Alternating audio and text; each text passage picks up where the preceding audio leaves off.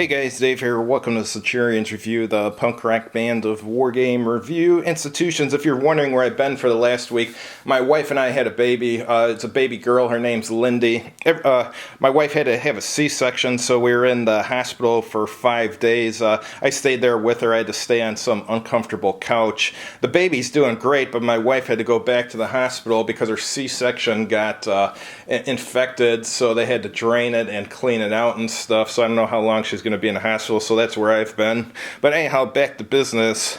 Kill the Commie Bastards 2nd edition from Crunchy Frog Enterprises. Says it's from Paul Arden Lidberg. It's supposedly a role-playing game, but the only role-playing aspects I see is that it has a character sheet and that you can level up and it has skills and stuff, but there's really no storyline to this. So essentially, you're just some kind of like Arnold Schwarzenegger or Rambo character or Chuck Norris character running around killing communists. So there's no storyline, so not much for a dungeon master to do in this, really. But let's go through this. Here's the introduction.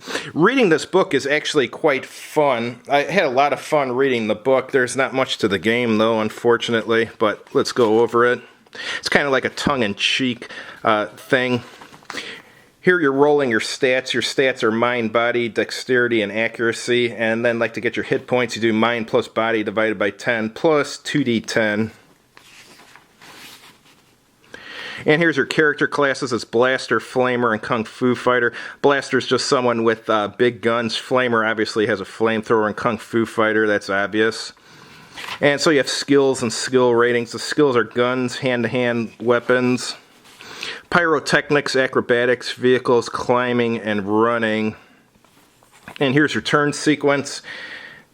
It's determine initiative. Player characters and commies go in initiative order for first action.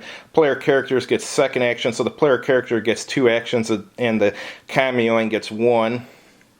And then remove dead commies from the board. So your action points can be used to run full, run half, shoot, hand-to-hand attack, or charge.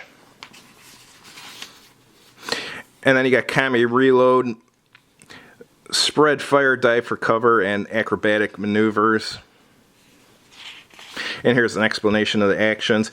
And here it's going over your attack rolls for ranged attacks, damage with hand-to-hand, wounds and recovery. And that's basically it. And here's your weapons here. So as you see, there's like no real fluff in here to use to create like a campaign of your own. So it just has these scenarios here, which are really sparse. Here's one, On the Road to Havana. It's a suggested movement soundtrack to Heartbreak Ridge. This adventure takes place in the streets of Havana, Cuba. The troops tend to walk straight down the middle of the road and catch bullets. There are 1d10 troops per player, 1d10 hit points each, and a 35% chance to hit. So, I mean, the scenario doesn't really tell you much at all.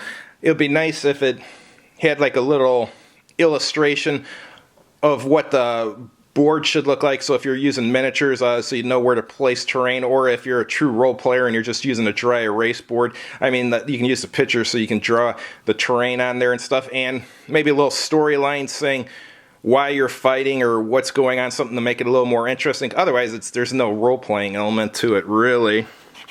And then there's 3 other adventures: On the Road to Moscow, On the Road to Saigon,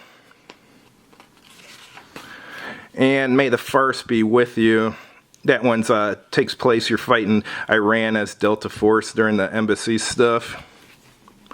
Alright, and they included a little expansion here, Kill the Commie Mutant Alien Bastards in 3D. This one's really sparse too. It's got an intro, and then it's got a few tables, I guess, to add a little bit of flavor, like you have a nationality and accent table, a tobacco preference table, chewing tobacco table, and this says what type of cigarettes your character's smoking, an alcohol table, and a lead foot, whether you step off with your left or right foot or both, if I read that correctly, and where you part your hair and your favorite color. So I mean, this doesn't really add much, to be honest. And it's got 3 new scenarios. This one, Alien Conspiracy, Alienated, and Terminated. So these ones deal with aliens. All right, and as far as the counters, I bought this used for $5. I'm not sure if the previous player mounted these counters or what, but they're on stiff cardboard, so you must have. And here's stand-ups for your characters. I would recommend just if you have some miniatures of like modern troops or something, using those instead of the counters. But anyhow, just wanted to show you guys this. Like I said, there's not a whole lot to it, and it seems more like a miniatures game than a role-playing game because there's really no storyline or anything. But was it worth the $5? Yeah, because I collect micro games, and I guess this is a micro role-playing game. But if you're not a collector of micro games or small games, you should probably buy something else. Thanks for watching, and have a good evening.